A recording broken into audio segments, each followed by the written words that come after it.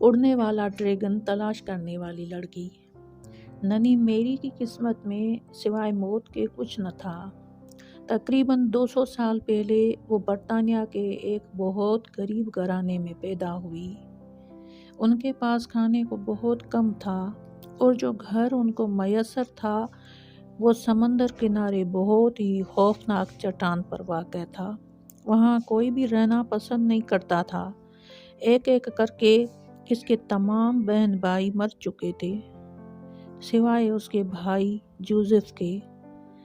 اس کا باپ Richard Anning جو کہ ایک بڑئی تھا، وہ بھی بیمار اور مرنے کے قریب تھا۔ ایننگ خاندان کا گھر نہ صرف نم تھا بلکہ بعض اوقات اس میں سیلاب آ جاتا تھا اور گھر والوں کو ڈوبنے سے بچنے کے لیے اوپر کی منزل کی طرف دوڑنا پڑتا تھا۔ یہی وجہ تھی کہ میری کا زیادہ وقت خوبصورت چٹانوں کو کھوجنے میں گزرتا تھا، حالانکہ وہ چٹانیں بہت ہی خطرناک تھیں۔ اس طرح اس کے بچ جانے کے امکانات اور بھی کم تھے۔ آخر کار اس کا باپ مر گیا اور خاندان کے باقی بچے 3 افراد کو اس بات کا پتہ چلا کہ ان کے پاس زندگی گزارنے کے لیے کافی رقم نہیں ہے۔ مقامی چرچ نے میری، اس کی ماں اور اس کے بھائی کو خوراک کے لیے رقم دی۔ دونوں بچوں کو پڑھنا لکھنا سکھایا۔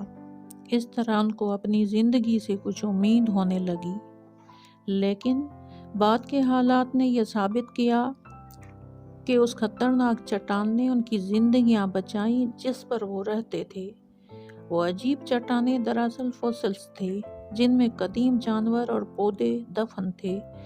وہ تینوں فوسلز جمع کرتے اور ان کو مختلف عجائب گھروں اور شوقین لوگوں کو اچھے داموں فروخت کر دیتے۔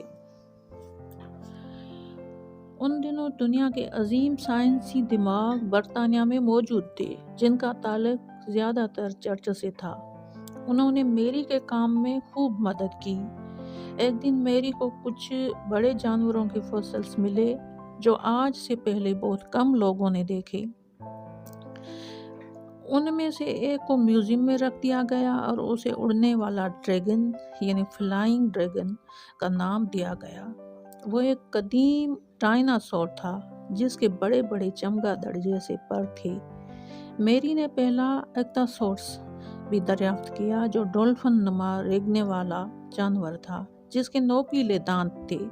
اس نے پہلا مکمل پلیسیوسورس بھی دریافت کر لیا جو کہ بہت بڑا سمندری رینگنے والا جانور تھا۔ اس کی زندگی بدل گئی، وہ مضبوط اور صحت مند ہو گئی۔ ایک دن جب وہ اپنی کھوج میں مصروف تھی، ایک بہت بڑی لینڈ سلائیڈ نے اسے آ لیا۔ میری بال بچ گئی مگر اس کا کتا ٹیرے اس میں مارا گیا۔ وہ بہت غمزدہ تھی۔ اس نے اس کتے کے ساتھ گزارے گئے اچھے وقت کے لیے خدا کا شکر ادا کیا اور دوبارہ کام میں جٹ گئی۔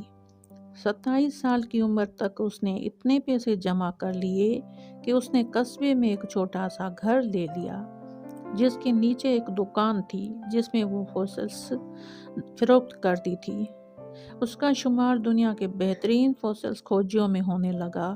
اس کی دکان آج بھی اس قصبے میں موجود ہے۔